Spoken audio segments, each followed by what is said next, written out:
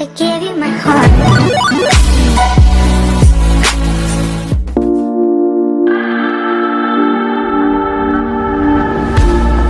I know it's hard, I know we got something that money can't buy. Fighting in fits, biting your lip, loving till late in the night. Tell me I'm too crazy, you can't tame me, can't tame me. Tell me I have changed, but I'm the same me, same me. Inside. If you don't like the way I talk, then why am I on your mind? If you don't like the way I rock, then finish your glass of wine.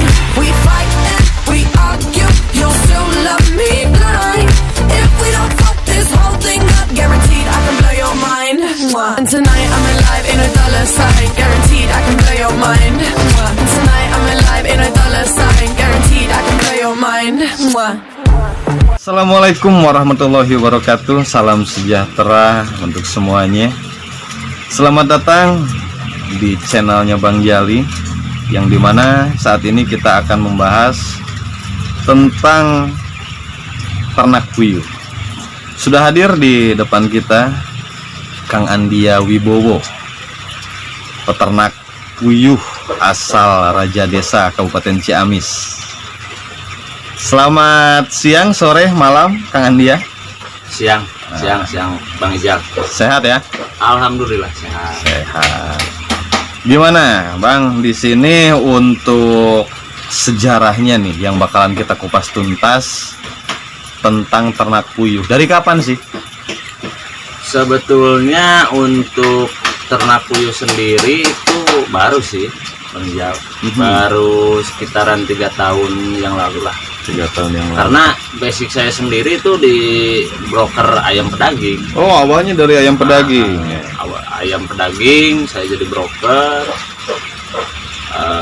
Panjang cerita, saya main ke teman saya di Indramayu. Ngobrol di sana, kebetulan dia berternak puyuh. Awalnya itu saya meragukan sih sebetulnya. Kenapa sih puyuh itu keuntungannya dari segi apa sih?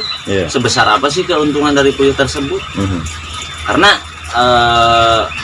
semua orang pasti memandang puyuh itu komoditas kecil, usaha kecil menengah ke bawah gitu. Menengah ke bawah.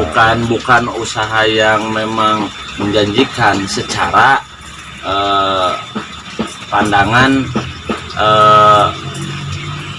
masyarakat pada puyuh tersebut. Jadi masih menganggap bahwa masyarakat melihat peternak puyuh itu penghasilannya belum dikatakan maksimal ya. Betul. Masih kalangan menengah ke bawah. Iya. Mungkin. Tapi yang dirasakan sama Kang Andia setelah terjun selama 3 tahun ini seperti apa, Kang? Ya, alhamdulillah Alhamdulillah ya, sesuatu lah. Jadi intinya gini lah, ketika kita ada kemauan apapun itu bentuk usahanya, kita terjun sendiri, pelajari sendiri. Untuk segi keuntungan itu dihasilkan dari usaha kita sendiri, bekerja itu. Tapi untuk komoditas puyuh sendiri, untuk ini kan kebetulan saya bukan puyuh pedaging ya. Kebetulan puyuhnya puyuh petelur. Jadi untuk produktivitas telur tersebut, bagaimana caranya kita mempertahankan telurnya supaya puyuh tersebut tiap hari konsisten bertelurnya. Gitu. Oke. Dari basic seorang broker ayam pedaging yang pastinya sudah lama lah Kang Andia menggeluti bidang itu. Kok kenapa sih, Kang? Ada ajakankah atau mencari informasi pribadikah sehingga Kang Andia berani meninggalkan basic broker ayam pedaging untuk menjadi peternak puyuh petelur ini, Kang? Sebetulnya gini Bang Ija, kalau mengulas flashback lah sedikit lah. Untuk saya broker itu dari kelas 2 SMA. Kelas 2 SMA. Hampir udah 13 tahun, 14 tahun lah sampai sekarang. Luar biasa. Oh, jadi sejarahnya seperti ini Bang Ijal. Saya masuk ke dunia puyuh itu. Untuk komoditas ayam pedaging, sekarang kompetitornya itu banyak sekali Bang Ijal. Sangat banyak. Sangat banyak. Bahkan banyak orang-orang biasa pun sekarang untuk jadi broker ayam pedaging itu gampang sekali Bang Ijal. Dia hanya tinggal menyediakan uang sekian, punya mobil, dia bisa jadi broker untuk sekarang. Beda sama dulu. Nah, di sisi lain, saya waktu itu ke Indramayu main ke teman saya. Lihat dia punya puyuhnya itu sekitar hampir 100.000 ekor. 100.000 ekor. Ya, hampir 100.000 ekor. Saya ngobrol di sana. Sebetulnya dia nggak ngasih tahu kok segi keuntungan atau dari sisi keunggulan puyuh tersebut. Cuma dia hanya ngomong puyuh itu lumayan loh, ya gitu. Saya penasaran kan Bang Ijal. Saya buka-buka YouTube, ada channel, banyaklah channel-channel puyuh. Meskipun channel-channelnya nggak terlalu komplit kan Bang Ijal. Mulai sedikit demi sedikit saya nyoba. Awalnya itu 1.000 ekor. 1.000 ekor. Ya, puyuhnya puyuh lokal. Oh, awal mulanya jenis puyuh lokal. Jenis puyuh lokal. Banyak puyuh itu jenisnya. Mhm. Awalnya puyuh lokal, saya pelihara 1.000 ekor. 1.000 ekor menghasilkan telur sekian persen, labanya sekian persen. Nah, dari sana mulai berpikir, mulai mencoba-coba, mulai riset, mulai sana kemari cari ilmu lah Bang Ijal. Mengunjungi ternak-ternak puyuh yang lain gitu Bang Ijal. Seperti itu Bang Ijal.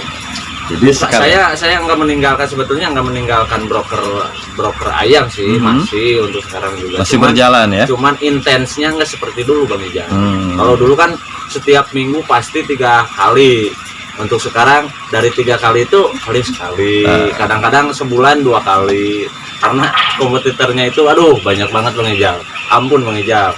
Dan ditambah lagi mungkin sedang fokus ke peternakan puyuh telur Iya, ini ya. Iya benar Bang Ijal. Ya memang itulah. Tadi sejarah singkatnya Kang Andia menceritakan awal mulanya kenapa sih dari basic ayam pedaging seorang broker berpindah menjadi peternak puyuh petelur yang memang luar biasa ya, bukan sejarah yang main-main di sini, cukup lama juga. Sebetulnya gini Bang Ijal, saya itu memang dari dulu itu ke dunia peternakan itu suka gitu. Dan memang suka dari hati, memang Tulus ya. tulus suka. Jadi kalau saya ditawari apapun itu, kalau di luar dunia unggas, peternakan utamanya unggas, saya nggak mau itu. Meskipun ya katakanlah labanya itu menjanjikan, tapi saya nggak begitu tertarik. Kurang serak mungkin ya, Kang benar, Andi. benar. Ya. Jadi itu teman-teman ya, terutama yang menonton channelnya Bang Jali di sini, Kang Andia berbagi pengalaman yang dimana dengan ketulusan hati apapun bisa maksimal ya Kang Andia. Iya benar. Ya, jangan pernah main-main, tetap berpikir terlebih dahulu. Dan mungkin Kang Andi dengan basic sekarang di peternak puyuh petelurnya selama 3 tahun kurang lebih, Kang Andi pasti sudah memiliki sistem yang sudah dibuat. Iya. Ya, Iya, benar. ada nggak bocoran yang bisa diberikan sama teman-teman penonton semua ini? Untuk sistem sendiri sih sebetulnya puyuh itu simpel Bang Ijal. Simpel. Simpel. Kita untuk puyuh itu kan kita hanya perlu konsisten di telur aja Bang Ijal. Kalau untuk puyuh petelur. Puyuh petelur. Nah, dimana di sini berarti kan kita harus berpikir bagaimana caranya punya bibit yang bagus. Gitu. Nah, di sini kebetulan saya ini puyuhnya itu peksi. Peksi ya. Peksi. Walaupun masih banyak jenis-jenis puyuh yang lain ya. Banyak Bang Ijal, ada Ya. Auntum, ada blaster, ada lokal, ada malon lah. Gitu. Kebetulan saya ini kenapa peksi? Mhm. Yang saya rasakan itu dia lebih tahan penyakit, dia telurnya gede, terus persentase telurnya banyak, bisa nyampe 97% lah. 97% Iya. untuk jenis peksi ini ya. Iya, untuk jenis peksi tersebut. Gitu Bang Jal. Ya, jadi itu teman-teman semua para penonton channel Bang Jali, katanya banyak jenis-jenis puyuh dari mulai blaster, lokal atau apapun itu, tapi nanti bakalan kita kupas tuntas di segmen yang lain. Kita bakalan bahas jenis-jenis puyuh dan takaran keuntungan dari setiap jenis puyuh itu. Dengan jenis puyuh petelur peksi, Kang Andia mungkin belum sukses ya di target ya. Masih perjalanan menuju proses target. Masih belajar Bang Ya. Jali. Emang berapa banyak Kang Andia untuk puyuh petelur yang dimiliki sekarang? Untuk puyuh petelur yang dimiliki saat ini, kebetulan di sini ini cuma 2000 ekor, di kandang yang lain sekitar keseluruhan hampir 30.000 ekor lah. 30.000 ekor, luar biasa ya. Berarti bukan cuma satu kandang ini saja ya Kang Bukan, Andia ya? bukan.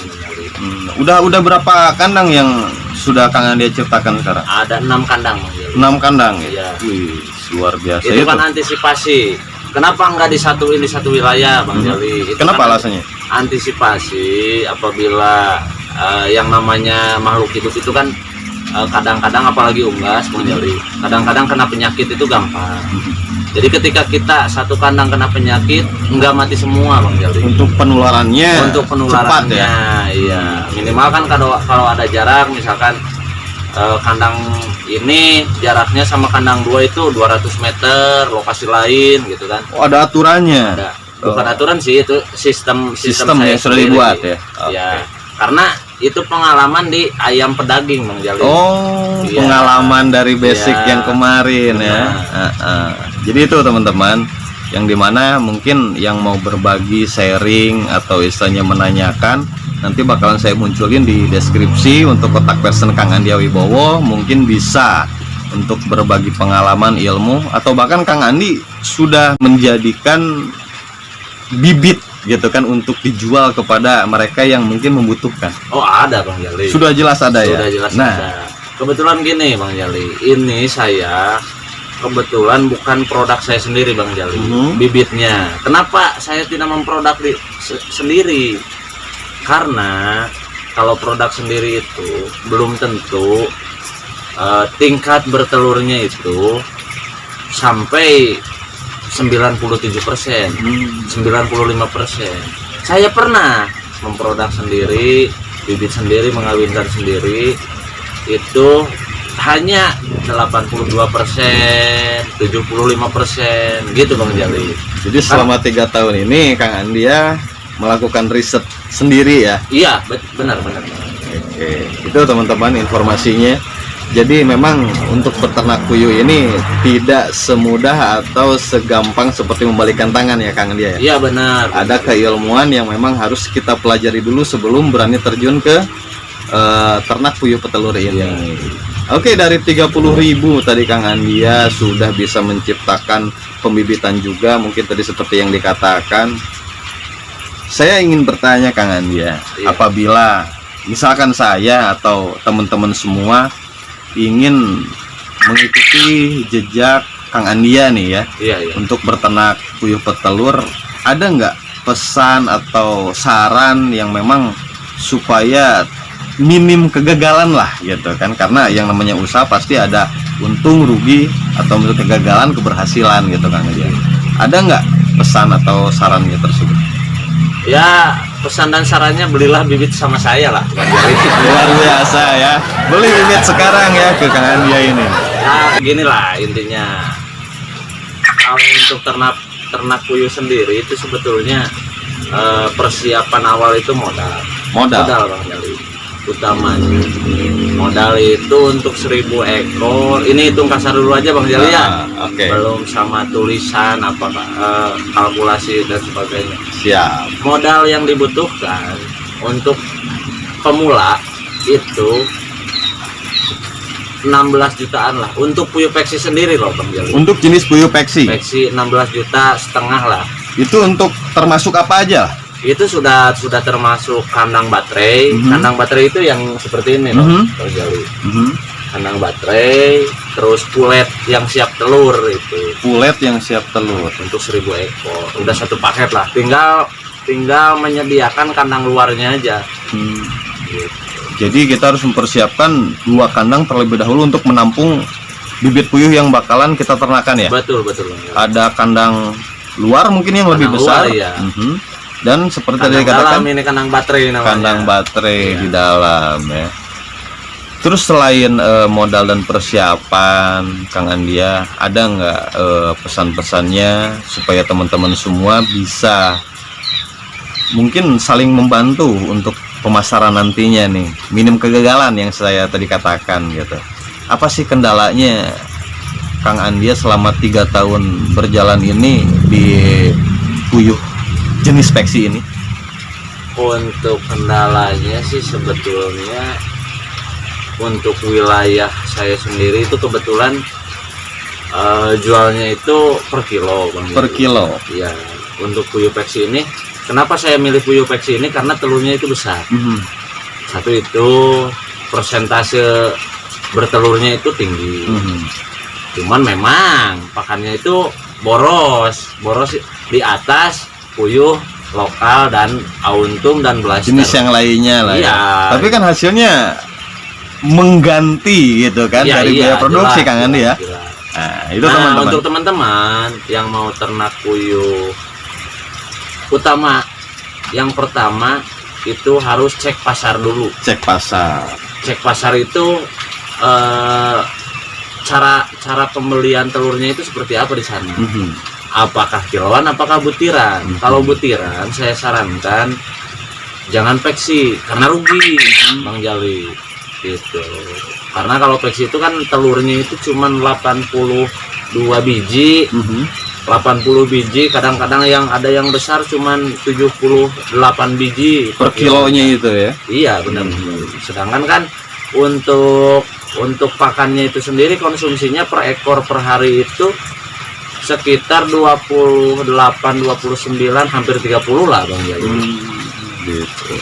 Nah, jadi itu teman-teman. Jadi nggak semua jenis puyuh itu dari produksi telurnya bisa disamakan ya. Beda jenis puyuh, beda juga hasil produksinya. Seperti sekarang Kang Andia Wibowo ini dengan pilihannya dari mulai puyuh lokal, sekarang beralih menjadi puyuh peksi, itu telah melakukan riset dan sudah ketahuan mana yang lebih menguntungkan ya Kang Andia ya. Iya, benar. Nah, itu. Jadi buat teman-teman semua, apabila tertarik ingin memulai bisnis beternak puyuh petelur ini, mungkin Kang Andia bisa membantu. Nanti bakalan saya munculkan sekali lagi di deskripsi. Bisa langsung menghubungi Kang Andia langsung. Silahkan COD atau apapun kerjasama ya.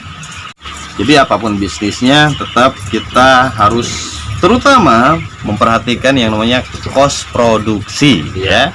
Benar, Jangan sampai nantinya bukannya keuntungan yang didapatkan ya Kang Andi. Iya, benar. Tapi malah rugi kan, sayang banget gitu kan buat teman-teman semua. Jadi Kang Andi tadi sudah menceritakan pengalamannya beternak puyuh yang pastinya bukan manisnya saja ya Kang Andi ya yang diceritakan. Tapi ya mudah-mudahan menjaga supaya teman-teman semua tidak mengalami hal-hal yang tidak diinginkan utamanya. Karena gini Bang Jali, untuk puyuh sendiri banyak kendalanya Bang Jali. Saya sarankan kenapa untuk pemula nggak usah beli bibit dari 0 hari. Itu satu, dari suhu tiap wilayah itu berbeda Bang Jali. Beda wilayah, Ya. beda suhu.